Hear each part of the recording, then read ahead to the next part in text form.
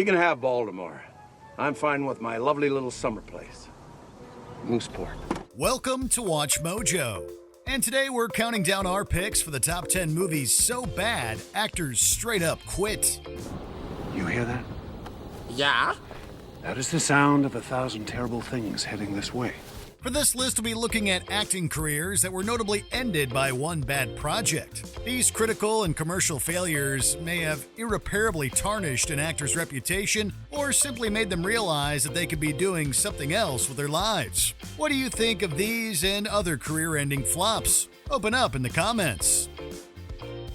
Hey Mojoholics! For a chance to win cash prizes, play our live daily trivia challenges every day at 3 p.m. and 8 p.m. Eastern only at WatchMojo.com/play. Number 10. Battle Dogs. Ariana Richards. An asylum production with super soldiers fighting werewolves sounds like the bottom of the cinematic barrel. Listen to me.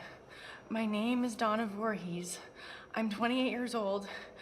I was bitten. I know. For die-hard sci-fi fans, though, Ariana Richards' not-so-big comeback was a selling point. Richards claimed fame as a child actress through several sci-fi blockbusters. Rather than pursue her superstardom following Jurassic Park, however, she began focusing on her passion for painting. He's gonna eat the goat? Excellent. What's the matter, kid? You never had lamb chops? I happen to be a vegetarian. Richards acted off and on for years, most notably reprising her Jurassic Park and Tremors roles in sequels. But after a long hiatus, she called it quits with Battle Dogs. At least as she has found great success as a professional artist. Richards even remains an icon for her earlier creature features, though Battle Dogs suggests how showbiz can be more trouble than it's worth. So you're a dog lover too, huh? I was. I have some mixed feelings now. Number 9. Swept Away. Madonna. As one of the biggest pop stars ever, Madonna was bound for screen stardom. They're blind. So what?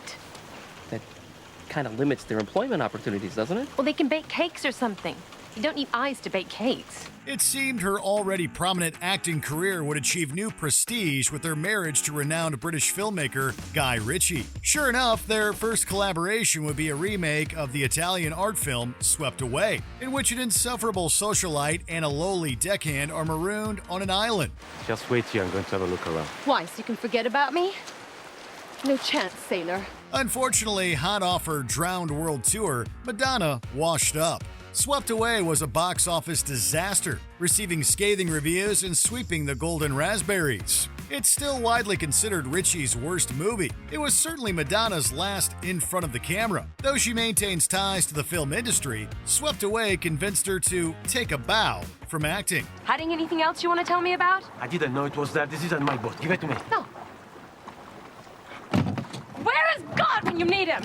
Number 8. 1,000 Words. Eddie Murphy.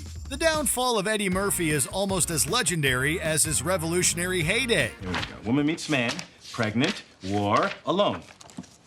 War over, baby older, new man, happily ever after, bestseller. The 2000s were a financially uneven, critically bankrupt decade for the comedian's film career. But 2012's 1,000 Words marked the final word in this rut. The obnoxious mix of goofy family fantasy and PG-13 shock value alienated everyone. The movie bombed at the box office, largely thanks to word of mouth. Dr. Singer, the world is filled with lost, lonely souls in need of your wisdom.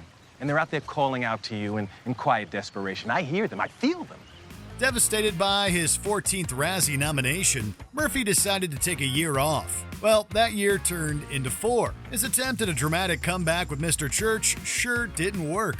But with the beloved Rudy Ray Moore biopic Dolomite Is My Name, Murphy is back in action. After 1,000 Words, though, even fans didn't mind the quiet streak. I guess you never know if the last time you see someone is going to be the last time you ever see someone. Number 7. YearOne.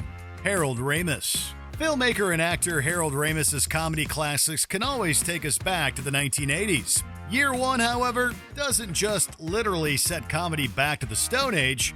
I think I have to wash my hair. Oh. You washed your hair last year.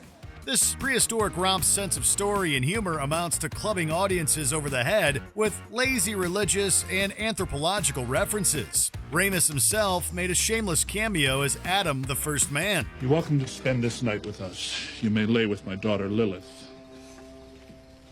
She is without a husband, and as the Lord has said, be fruitful and multiply. The writer, director, producer clearly had some sort of vision. Sadly, with this bomb following several critical and box office disappointments, Ramis stepped away from the camera entirely. It wasn't completely his choice. His health rapidly declined from 2010 to his passing in 2014. Ramis's career should still be remembered fondly. It's just a shame that it couldn't end with something more evolved than Year One. I hate the world. I hate you.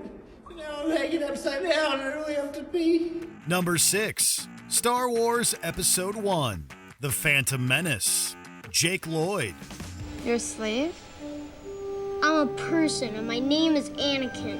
The Star Wars prequel trilogy started as one of the most polarizing projects in Hollywood history. Many kids loved The Phantom Menace, but it didn't form any nostalgic memories for one. Jake Lloyd had the honor of playing a young Anakin Skywalker destined to become Darth Vader. That honor didn't hold up under disappointed critics and fans focusing an unfair amount of hostility on the movie's child star.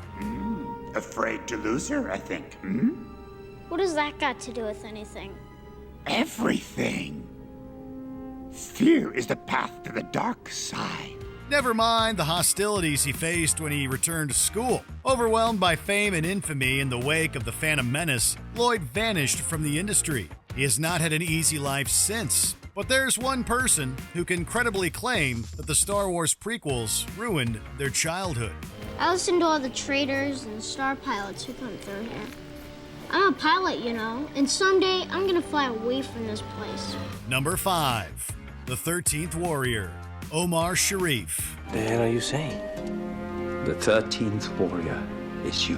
The sterling international reputation of Omar Sharif seemed invincible, even as major work slowed down. In 1999, what was supposed to be his big comeback to Hollywood ended up being one of his great regrets. The 13th Warrior chronicles a Viking settlement accompanied by an Arab Muslim traveler played by Antonio Banderas. Sharif merely plays supporting to this miscast lead. The movie was not only critically panned, but became one of the biggest box office bombs ever. I pray thee, God, for forgiveness.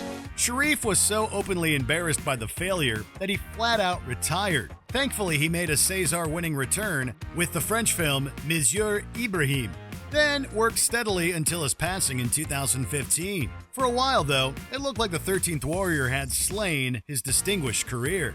What is he saying? Hurry to meet death before your place is taken. Number 4. Trog.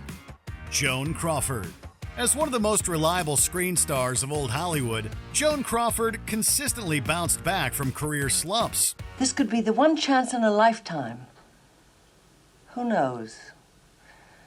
An opportunity to lift the veil from the past. But after she became typecast in mediocre B thrillers, there was no busting the slump that was Trog. The horror of an anthropologist discovering a revived caveman was nothing compared to the horror of the movie's failure. At least the famously dedicated lead actress was considered convincing as a dedicated, terrified scientist. Malcolm, get me my hypo gun quickly. All the same, Crawford never appeared in a movie again. She held her tongue in public during her final years, but it's understood that she considered Trog to be the last straw. With so many classics to her name, she probably wouldn't take much comfort in her last film becoming a camp classic. We're still getting our little production up on its feet, but rest assured, Trog is going to be a first-rate production. Number 3. Twofaced Woman. Greta Garbo. With consistent praise and inconsistent popularity, Greta Garbo knew well how two-faced the public can be. Two-Faced Woman didn't even have the praise. I'm Lawrence Blake. My name is Borg. Well, first thing you must learn is balance. Audiences felt that the farce failed to rise above its ridiculous premise of a woman who seduces her estranged husband by pretending to be her own sister. It wasn't Garbo's first flop, but it was guaranteed to be her last. The moment I saw you, I knew I wanted special instructions. The moment I saw you, I knew I wanted to give them to you. She shockingly retired at the age of 36, despite plans to return after World War II. It's debatable how much the backlash over Twofaced Woman played into this decision, but it couldn't have helped. Garbo still maintains a legacy as one of the defining dramatic actresses of her era. Her comedy work, however, was an unfortunate closer to a groundbreaking career. What do we do when we get to the top? We come down. Number 2. Welcome to Mooseport. Gene Hackman. For 4 decades, Gene Hackman was recognized as one of America's finest actors. His popularity never declined, but Welcome to Mooseport was a real non-starter campaign. I'd like to go over some of these. Hold on, Bullet. I have to take a quick cabinet meeting. Hackman played a former U.S. president who runs for mayor of a small town against a respected business owner. What promised to be an ingenious satire of American politics wound up being a dull mess. Yeah, why not? Largely ceremonial. Any work involved you can do.